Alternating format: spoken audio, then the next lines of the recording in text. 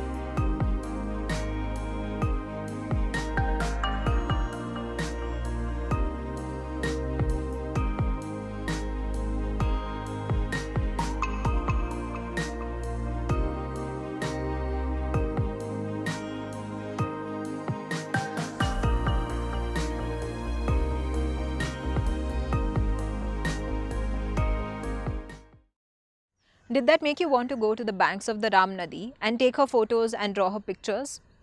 We hope there's a river somewhere near you where you can do just that. An important source of pollution in rivers is the surface runoff from fields due to chemical farming. An alternative for this is natural farming, which does not involve chemical pesticides, fertilizers, and other inputs. We have with us Anil Gaikwad to talk about the benefits of natural farming for both the rivers and for people. Let's go. Ram नदी ही पुण्यातली एक महत्त्वाची नदी आहे आणि तसं पाहिलं तर जगातल्या बहुतेकच नद्या अनेक प्रकारच्या प्रदूषणामुळे दूषित झालेल्या आहेत. फक्त माणसालाच नव्हे तर पूर्ण सजीव सृष्टीलाच शुद्ध अन्न, पाणी आणि हवा याची गरज आहे. पैकी शुद्ध पाणी आपल्या नद्या पुरवतात आणि म्हणून पुढच्या अनेक पिढ्यांसाठी नद्या ह्या शुद्ध असायला हव्यात. त्यासाठी आम्ही पुण्यामध्ये राम नदी पुनर्जीवन कार्यक्रम हा आखलेला आहे. ह्या कार्यक्रमाचा पाया असा आहे की प्रामुख्यानं नदी प्रदूषित का होते, तर त्याची अनेक कारणं आहेत. अनेक प्रकारे माणसाच्या हस्तक्षेपामुळं म्हणा किंवा माणसाच्या कृतीमुळं अनेक प्रकारानं नदीचं प्रदूषण होतं आणि हे प्रदूषण जर आपण थांबवलं तर नद्या आपोआपच शुद्ध होतील. तर ह्या अनेक प्रदूषणापैकी रासायनिक शेतीमुळे होणारं प्रदूषण हे फार महत्त्वाचं आहे आणि आज मी रासायनिक शेतीला नैसर्गिक शेती कसा चांगला पर्याय होऊ शकतो याविषयी मी थोडं बोलणार आहे. सुभाष पाळेकर नैसर्गिक शेती किंवा ज्याला इंग्लिशमध्ये म्हणतात की SPNF, Subhash Palekar natural farming. पूर्वी याचं नाव होतं झिरो बजेट नॅचरल फार्मिंग किंवा शून्य खर्चाची नैसर्गिक शेती. सुभाष पाळेकर नैसर्गिक शेतीचा विकास हा पद्मश्री सुभाष पाळेकर गुरुजी यांनी केलेला आहे.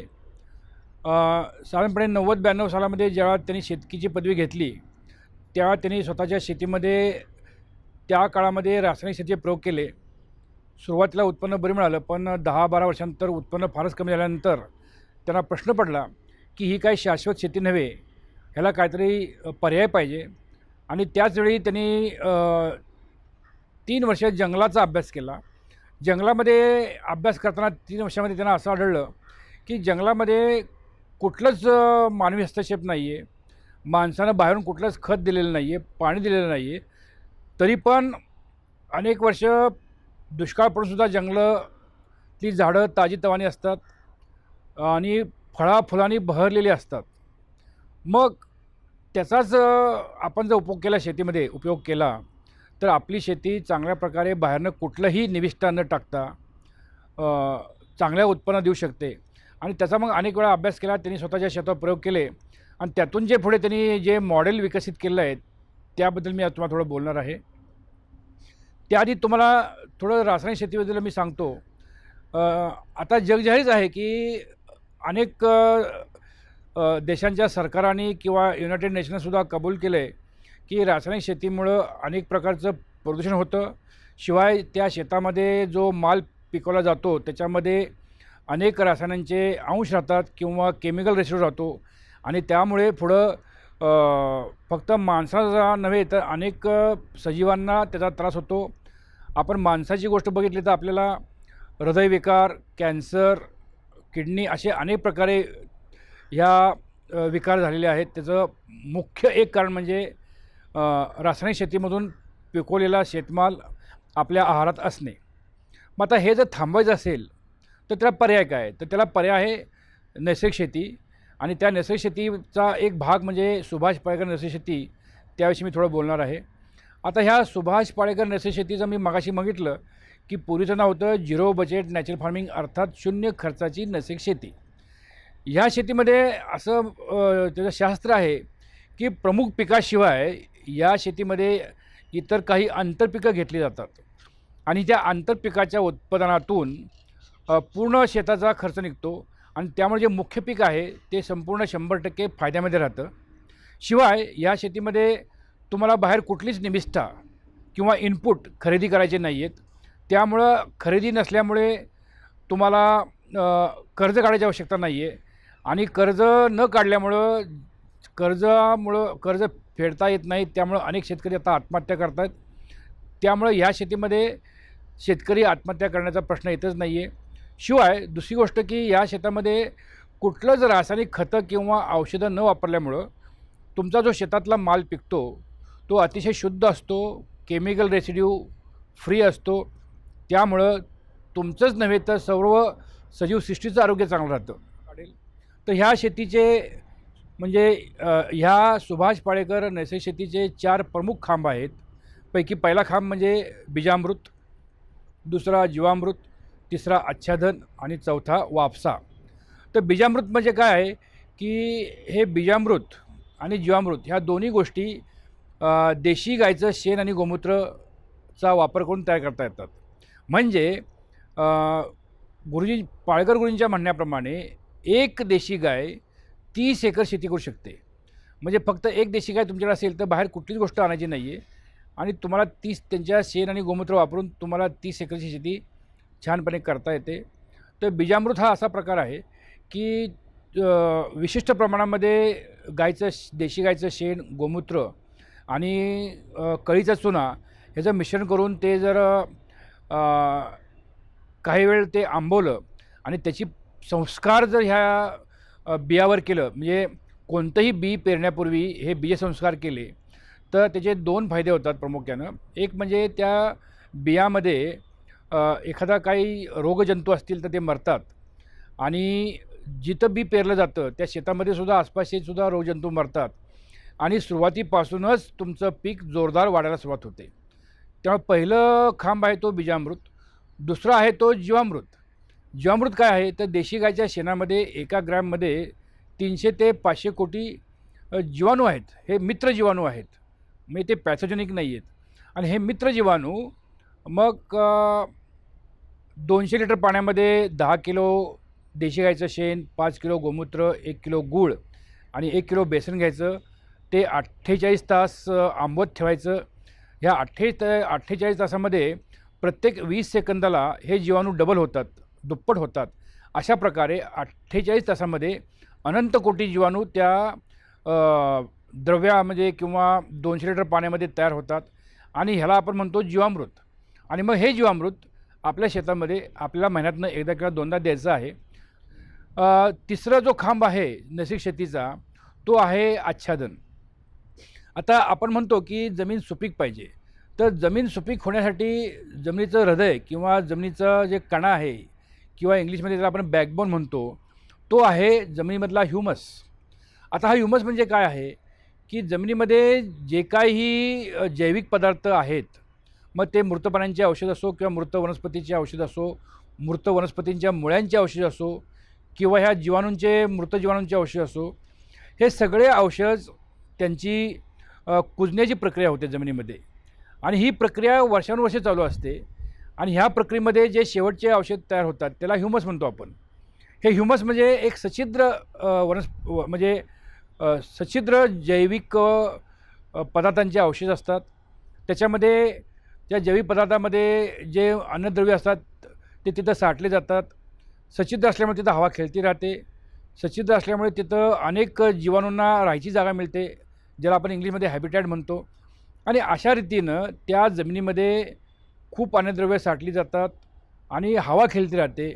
त्यामुळं कारण तुम्हाला माहितीच आहे की ह्या जमिनीतल्या काही जीवाणूंना हवा लागते, शिवाय वनस्पतींच्या मुळांनासुद्धा हवाची गरज असते. आणि त्यामुळं ह्या नैसर्गिक पद्धतीमध्ये आच्छादन हा एक महत्त्वाचा भाग आहे. प्रत्येक पिकाला एका विशिष्ट प्रकारचं तुम्हाला जैविक आच्छादन द्यावं लागतं. ह्या जैविक आच्छादन दिवसेंदिवस त्यातले लहान लहान औषध कुजण्याची प्रक्रिया होते आणि त्यातून ह्युमस तयार होतो.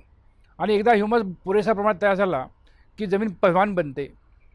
जमीन पैलवान झाली की त्या जमिनीमधली पिकंसुद्धा पैलवान असतात आणि जितकं पिकं सशक्त होतील तेवढी त्यांच्यामध्ये रोगप्रतिकारशक्ती वाढते आणि ते सहसा ह्या रोगांना बळी पडत नाहीत. चौथा खांब, तर ह्या शेतीमधला चौथा खांब आहे वाफसा. तर मगाशी मी तुम्हाला बोललोच आहे की जमिनीमध्ये जे जीवाणू आहेत त्यातल्या बऱ्याचशा जीवाणूंना हवा लागते. तसंच वनस्पतींच्या वाढीसाठी वनस्पतींच्या मुळाभोवतीसुद्धा हवेची गरज असते आणि ही वाफसा, ह्याला म्हणतात वाफसा. तर जमिनीतला हवा खेळती राहण्यासाठी जे एक सूक्ष्म पर्यावरण लागतं त्याला आपण वाफसा म्हणूया. आणि हा वाफसा ठेवायचं विशिष्ट तंत्र ह्या शेतीमध्ये आहे. आच्छादनसुद्धा व्यवस्थित प्रकारे केलं तरी वाफसा राहतो किंवा पाणी हे योग्य तेवढंच समजा बागायत शेती असेल तर त्या पिकाला योग्य प्रमाणात पाणी दिलं तरीसुद्धा वाफसा हा तिथं होऊ शकतो, वाफसा राहतो.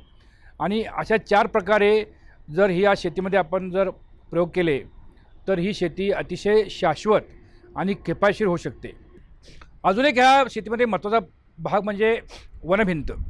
आता आपण जर पाहिलं तर बरेचसे शेतकरी बांधावर कुठलंच झाड ठेवत नाहीत, कारण त्यांचं म्हणणं असतं की त्या झाडांच्या सावलीमुळं तिथलं पीक वाढ होत नाही आहे.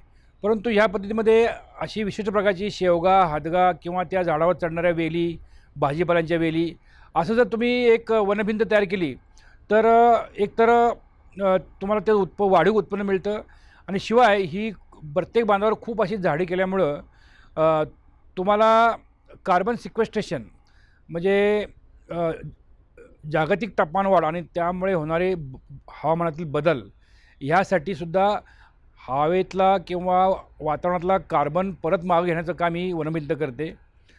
दुसरं महत्त्वाचं कारण असं की मगाशी म्हटलं की तुम्हाला रासायनिक खताला पर्याय म्हणजे जीवामृत दिलेला आहे. आता ह्या शेतातल्या पिकावर जे कीड पडते किंवा काही रोग येतात त्याला पर्याय काय आहे, तर पहिला पर्याय म्हणजे जमीन पैलवान झाल्यामुळे त्यातली पिकं सशक्त असतात. म्हणजे मुळातच त्यांच्यामध्ये रोगप्रतिकारशक्ती कमी असते. त्यातून जर काही रोग असेल तर ह्याच्यामध्ये ही मिश्र पीक पद्धती आहे. या मिश्र पीक पद्धतीमध्ये एकदल पिकामध्ये द्विदल धान्य लावायचं असतं किंवा द्विदल धान्यामध्ये एकदल लावायचं असतं. ह्या दोन्ही एकदल आणि द्विदल वनस्पतींच्या मुळामध्ये सहजीवी आणि अशिवजीवी जीवाणू वाढतात आणि त्यामुळं त्यांचं कार्य उत्कृष्ट तयार होतं. दुसरी गोष्ट, याच्यामध्ये सापळा पिकं लावतात. उदाहरणार्थ देशी चवळी किंवा मका किंवा मिरची आणि झेंडू हे जे पिकं आहेत ह्या पिकावर मित्रकिडी फार लवकर आकर्षित होतात आणि एकदा मित्रकिडी तिथं आले की त्या मित्रकिडी मग येणाऱ्या दुसऱ्या किडींना हाकलून लावतात आणि त्यामुळं ह्यामध्ये बऱ्यापैकी किडीचं नियंत्रण होतं. त्यातूनही काय जर रोग आले तर त्यासाठी स्थानिक वनस्पतींचा अर्क, उदाहरणार्थ दशपर्णी अर्क, निमास्त्र, ब्रह्मास्त्र, अग्निअस्त्र की सामान्य शेतकरी म्हणजे कमी शिक्षण असलेला शेतकरीसुद्धा ही सर्व अस्त्र घरी करून त्याचा तुम्हाला वापर करता येतो. त्याशिवाय काही काळाच्या अंतरानं ह्या प्रत्येक पिकावर तुम्हाला आंबट ताक, जीवामृतची फवारणी करता येते आणि ह्या सगळ्या गोष्टींना तुमचं पिकाची कीड नियंत्रित होते आणि त्यामुळे तुम्हाला रासायनिक औषधं किंवा कीटकनाशकं वापरायची वेळ येत नाही आहे. दुसरी गोष्ट असं आहे की आपण आपल्या माणसाचा विचार केला तर ह्या प्रकारच्या शेतीतून तुम्ही जो माल खाता त्याच्यामध्ये केमिकल रेसिड्यू नसतात किंवा रासायनिक अंश नसतात. त्यामुळं आपली रोगप्रतिकारशक्ती वाढते आणि आज जो औषध व्यवस्थेवर जो प्रचंड खर्च आपण करतो तो सगळा वाचतो आणि आपलं जीवन सुखी होतं. अजून एक महत्त्वाची गोष्ट याचा एक फायदा असा आहे की सुरुवातीला तुम्हाला हे जीवामृत बीजामृत द्यावं लागेल, पण काही काळानंतर जमीन एकदा पैलवान झाल्यानंतर ह्याचं प्रमाण थोडं कमी केलं तरी चालतं आणि त्याचा मुख्य फायदा असा होतो की ह्या शेतीच्या पद्धतीमध्ये जवळजवळ 90% पाणी कमी लागतं, 90% भांडवल कमी लागतं आणि 90% श्रम पण कमी लागतात. सध्या साधारणपणे भारतामध्ये किंवा भारताबाहेर काही देशामध्ये जवळजवळ 50 लाख शेतकरी ह्या प्रकारची शेती करत आहेत आणि त्यांचे उत्कृष्ट असे यशस्वी मॉडेल्स उभे आहेत. त्यापैकी काही मॉडेल्स तुम्हाला मी या ठिकाणी सांगणार आहे. त्यातलं पहिलं मॉडेल म्हणजे जे धान्य आहे, समजा ज्वारी, बाजरी, मका, भात या धान्यांची वेगवेगळी मॉडेल त्यांनी सांगितलीत. त्यानंतर भाजीपाल्याचं मॉडेल आहे, ऊसाचं मॉडेल आहे आणि 5 प्रकारचं फळझाड लागवड म्हणजे पंचस्तरीय फळबाग मॉडेल आहे आणि अगदी गेल्या वर्षी गुरुजींनी सांगितलेलं जंगल मॉडेल आहे. ही सगळी मॉडेल इतकी उत्कृष्ट आहेत की आज जो ग्रामीण भागातले लोक किंवा युवक जो शहरामध्ये चाललं आहे तर ह्या प्रकारे जर शेती केली तर पुन्हा आपल्याला शहरातले युवक पुन्हा रिव्हर्स मायग्रेशन ह्या स्वरूपात खेड्यामध्ये येऊ शकतात.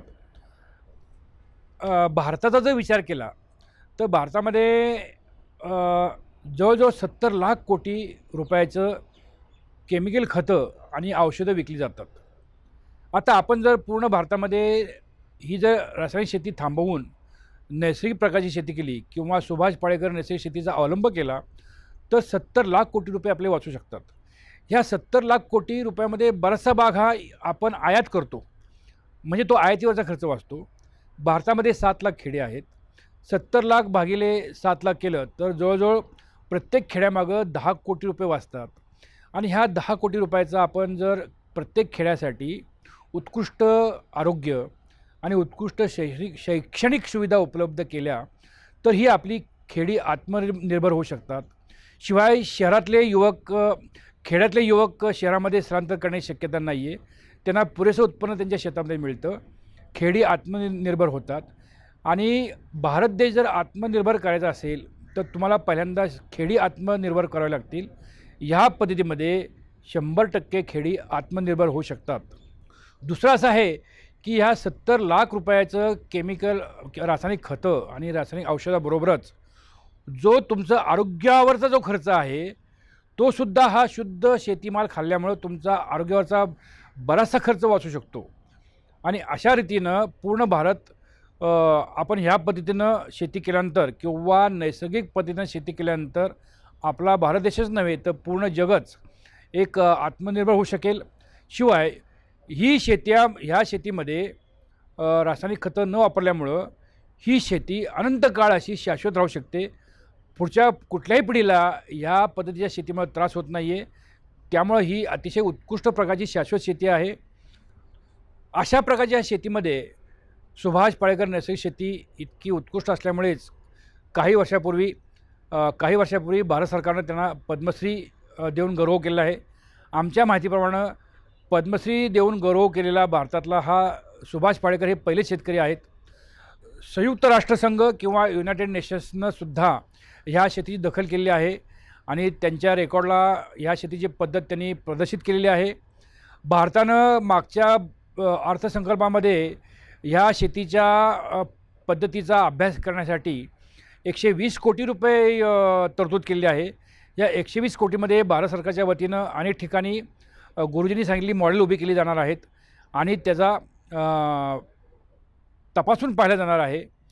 भारतातली 7 राज्य आंध्र प्रदेश, कर्नाटक, तामिळनाडू, केरळ, गुजरात, हिमाचल प्रदेश आणि उत्तराखंड ह्या 7 राज्यांनी स्वतःच्या खर्चाने ह्या प्रत्येक राज्यामध्ये गुरुजींची शिबिरं भरवलेली आहेत आणि काही राज्यांनी स्वतंत्र असा सचिव पद निर्माण केलेलं आहे आणि त्यांचा उद्देश आहे की संपूर्ण ह्या 7 राज्यांमध्ये ह्या प्रकारच्या शेतीचा त्यांना प्रचार करायचा आहे.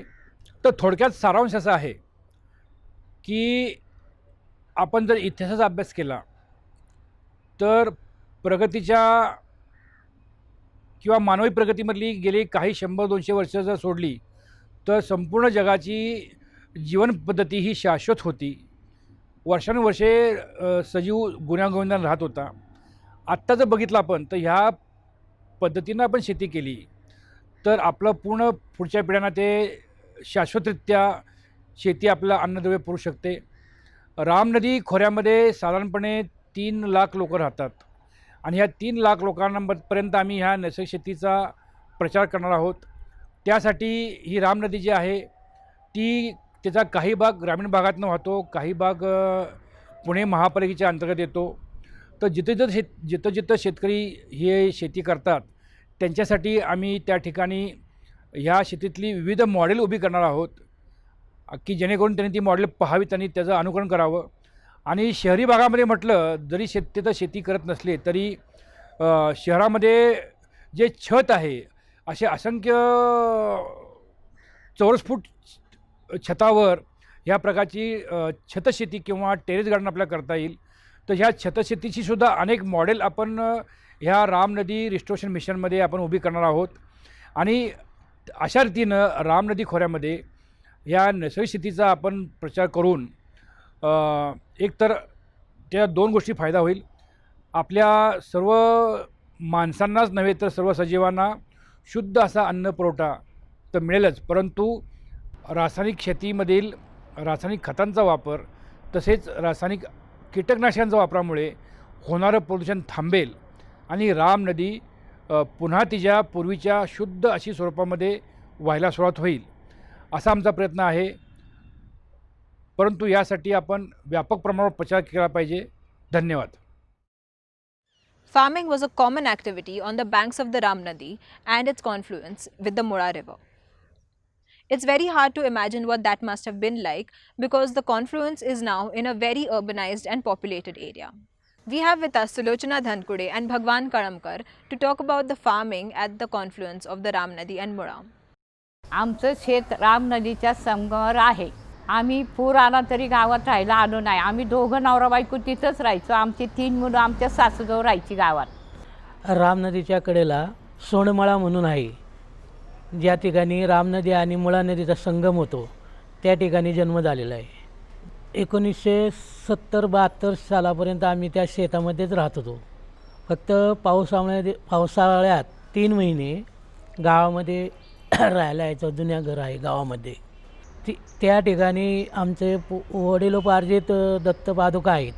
त्याची अंदाजे 200 वर्षापर्यंत आम्ही दत्त जयंती महोत्सव 4 गावची लोक येऊन त्या ठिकाणी करतात. आम्ही रानामध्ये शेतात 72 सालापासून राहायला गेलो. त्यावेळेला सगळं तिथं व्यवस्थित होतं. नदीचं पाणी आम्ही तिथलंच प्यायचो. नंतर नदी घाण झाल्यावर आम्ही ते पाणी प्यायचं सोडून दिलं. मग गावातून पाणी प्यायला न्यायचो आम्ही. सगळे अशी दाट किर्र झाडी होती. पाऊलवाट होती तिथं.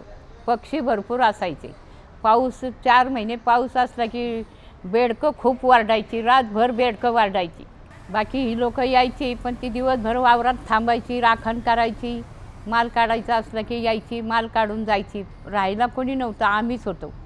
आमच्या शेतामध्ये सर्व प्रकारची बागायती शेती होती. म्हणजे पेरूची झाडं, आंब्याची झाडं, चिंचाची झाडं, कवठाची झाडं, फणस आणि पेरूची झाडं भरपूर असायची. आंबे, जांभळं, चिंचा, बोरं सगळी झाडं असायची. त्यामुळं पक्षी खूप असायचे. फक्त पोपट, घारी वरडायच्या, वटवाघळी वरडायच्या, कावळे वरडायचे. मग असे 4 महिने सीझन पाऊस काळ असला की कोळी खोर लावायचा सोंडमाळ्यावर. आम्ही राम नदीच्या तिथं सोंडमाळ्यावर राहायचो. 22 वर्ष तिथं राहिलो. तो काळ एकदम आमचा चांगला होता. त्या ठिकाणी हत्तीच्या सोंडसारखा नदीचा आकार झालेला आहे, मुळा नदी आणि राम नदी, त्यामुळे त्याला सोंडमळा असे म्हणतात. त्या राम नदीमध्ये आमच्या दत्त मंदिरापाशी इतका मोठा डोह होता की आम्हाला पोहताना ठाव लागत नसायचा, म्हणजे आम्ही बुडायचो, इतका मोठा डोह होता. आणि त्या ठिकाणी भयंकर मोठे मोठे मासे होते, परंतु आम्ही दत्त मंदिराचे भक्त असल्यामुळं आम्ही त्या ठिकाणी 75पर्यंत कोणाला मासे पकडून दिले नाही.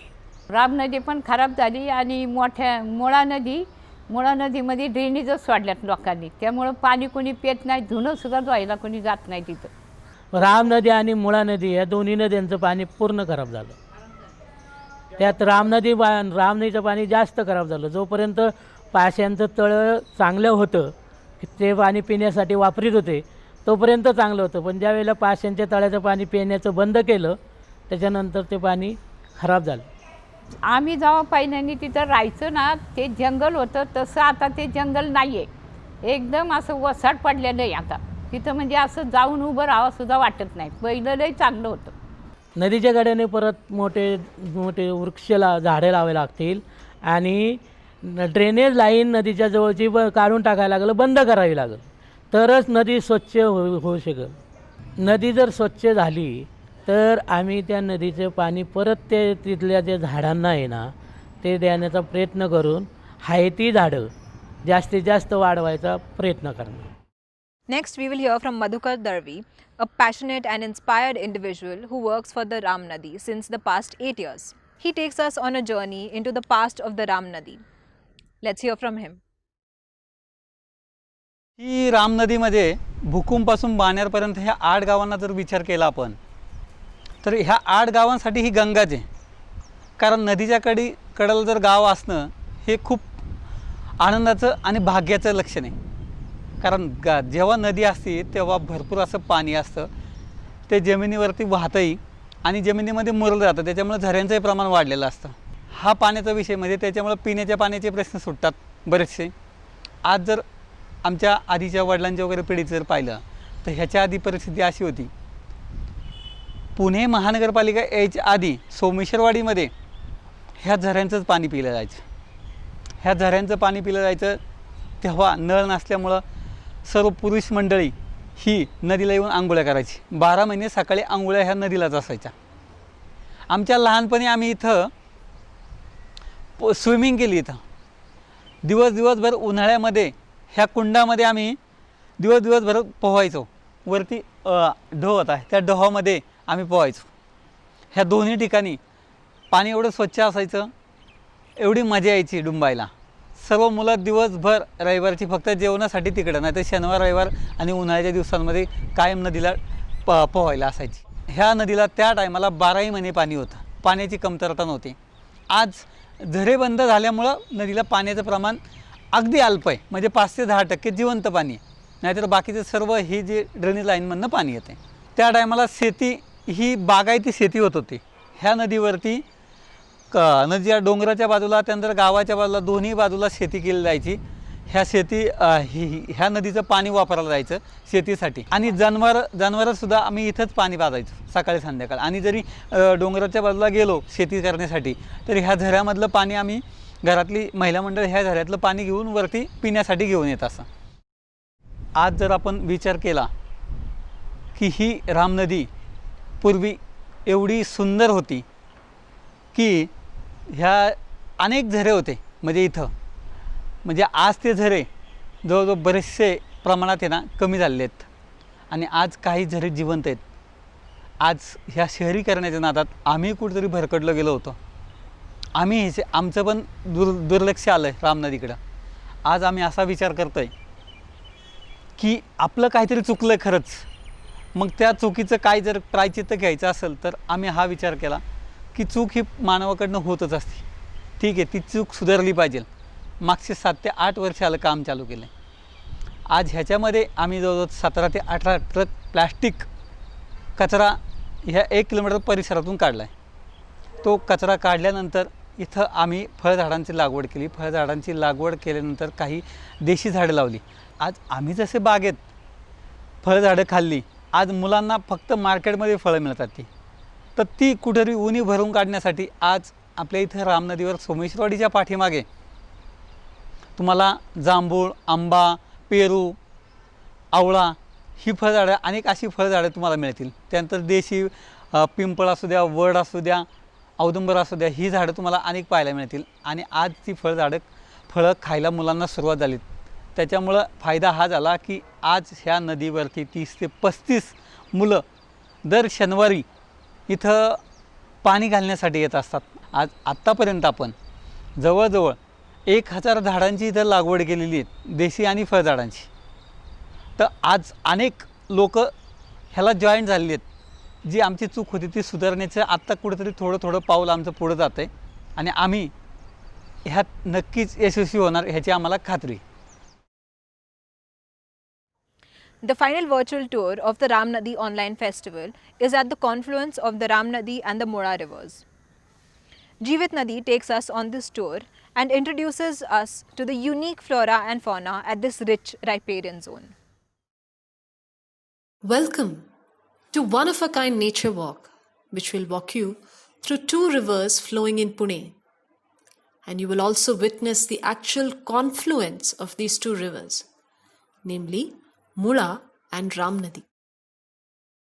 Both these rivers have gone through a lot of changes due to recent developments in the past 15 to 20 years along its banks.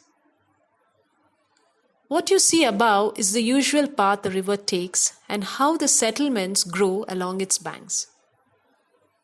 The view is taken from the bridge. We see the river squeezing its way through these buildings.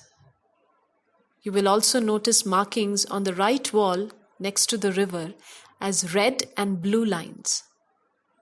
Can you guess what these lines are? They are called flood lines. Highlighted in black in the photo, they are the flood lines marked by Irrigation Department, the department who control the reservoirs and water supply in the city. Blue line is the highest discharge level of the river in the last 25 years, and red line is the highest discharge level in the past 100 years. During last year's floods, this river almost entered the building on the left side and actually entered the building on the right side. Let's now cross over to the other side of the road and see where she flows to further. Ramnadi, as you see, flows through the Aund Baner area and then meets Mula River, one of the 2 big rivers of Pune. It is an important tributary of the Mula River. Ramnadi originates at Khatpewadi in the Varpewadi mountain ranges. But the locals consider the origin at Bhukumb near Rameshwar temple. Then the river travels through Bhugaon, Bhavdan, Pashan, Baner and Aund. Pashan Lake was built on Ramnadi during the time of the British. At Baner Road, she crosses over near Hotel Mahabaleshwar and reaches here. We are spotting her here in the Aund Baner area. This location is part of the Adopt a Stretch initiative of Jeevit Nadi, which has been adopted since August 2017. One of the key points of working at this stretch is keeping a check on the dumping and reduction of green cover along this riverbank. Adding a few photos of the dumping we have noticed on this river. Let's start walking along the path Ramnadi takes. If you notice, this river is taking a turn as it moves towards the confluence. Do you know what this turn is called? It's a meander, a very important function of any river. The inner bank is called the point bar, and the outer bank is called the cut bank. The point bar deposits along with its flow, and the cut bank erodes along with its flow. Thus, the sediments gets deposited in the plains as the river flows. For the erosion part, rocks get eroded and thus help the water percolate into the ground. A river cannot be just seen in isolation. The whole area around which the river flows is called the watershed area. The watershed area includes multiple streams coming from different directions to create a catchment. Flood, as we understand it, seems to be a very negative aspect of the river. But this is not the case. Flood is also a very normal cleansing behavior of the river. During floods, the river deposits the silt on the plains around it and makes the area fit for agriculture going ahead. The fact that we have gotten our encroachment so close to the river banks is the reason that the flood waters are entering our houses. The water flowing you see in the picture is from the sewage treatment plant of Baner. Today, the STPs are less in number to cater to the whole population of Pune, and the ones that are there are also not efficient enough to keep the rivers safe.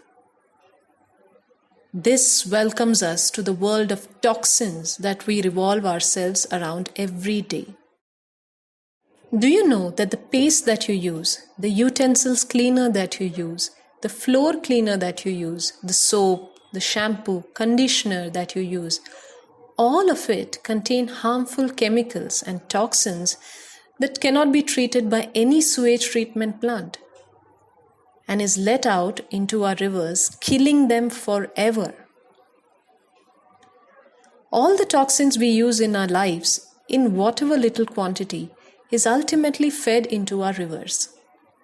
Also, the groundwater is what is feeding our plants, and ultimately, all the toxins are finding their way back into our houses through our food. This is the vicious circle of toxins.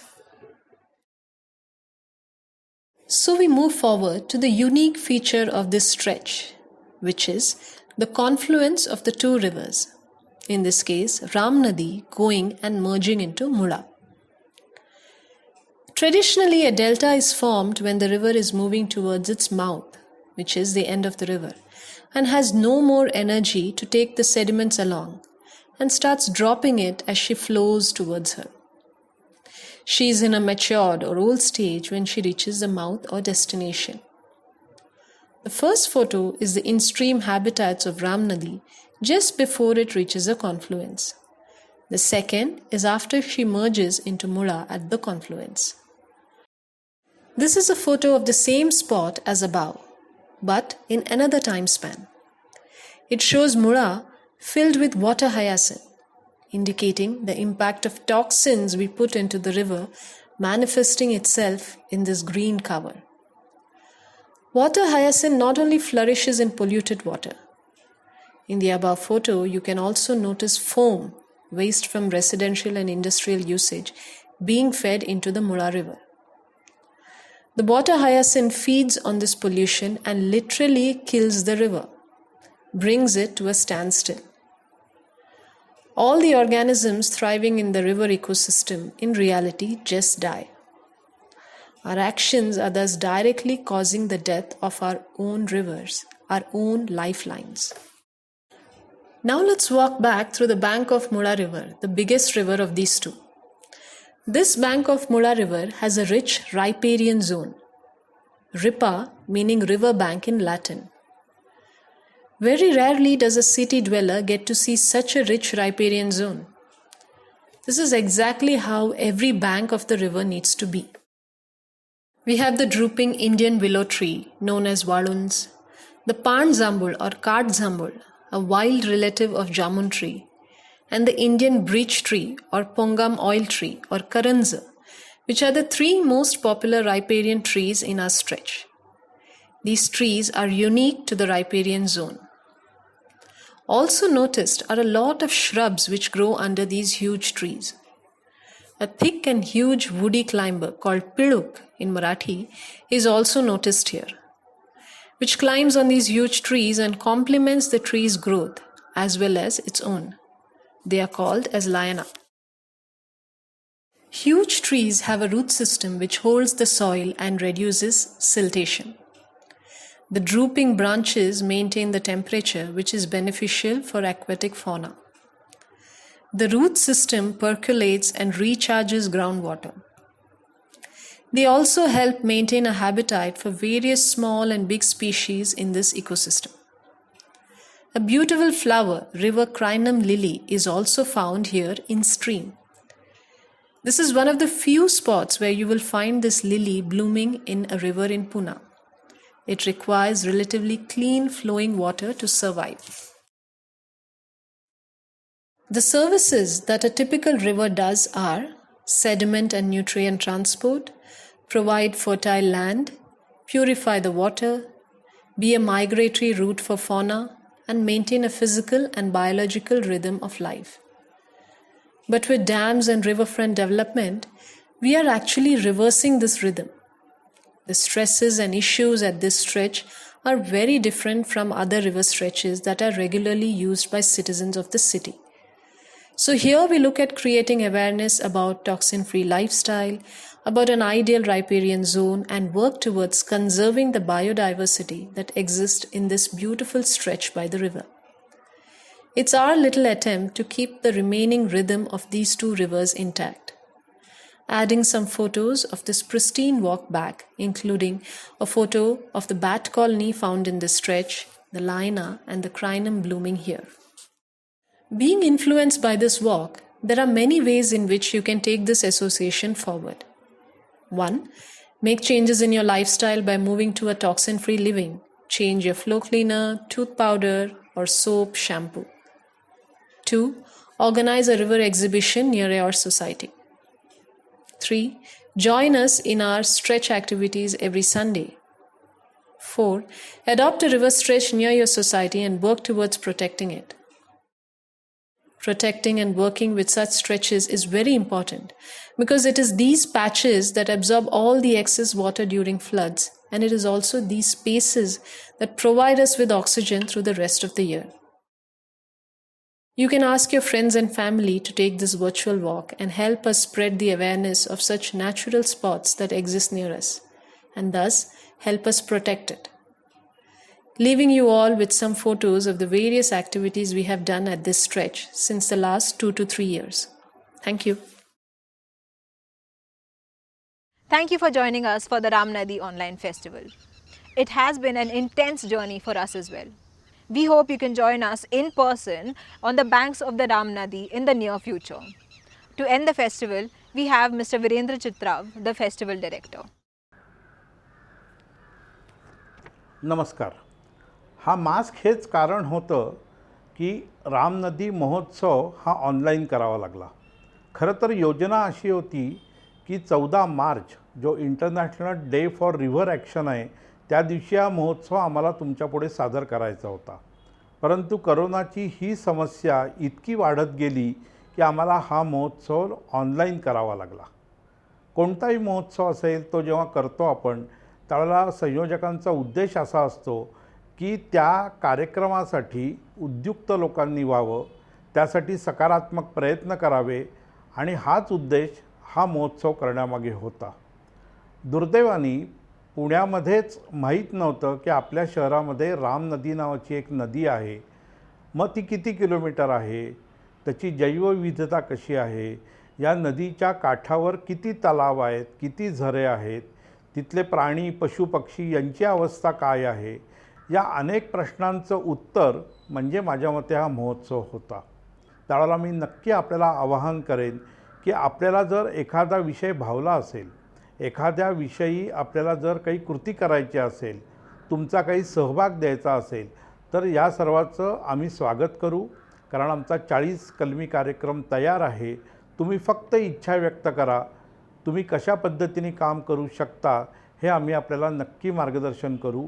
या निमित्ताने मी सर्वांचा आभार मानीन कारण आपण मोठा प्रतिसाद दिला. हा महोत्सव सादर करण्यामागे अनेक तंत्रज्ञ होते, अनेक तज्ज्ञ होते की त्यांनी वेगवेगळे विषय घेऊन आपल्यासमोर त्याची मांडणी केली. खरं तर हा महोत्सव यशस्वी झाला का या प्रश्नाचं उत्तर तेव्हाच येईल जेव्हा आपण यामध्ये कृती करण्याकरता पुढे याल. पुन्हा एकदा मी सर्वांचे आभार मानतो. धन्यवाद.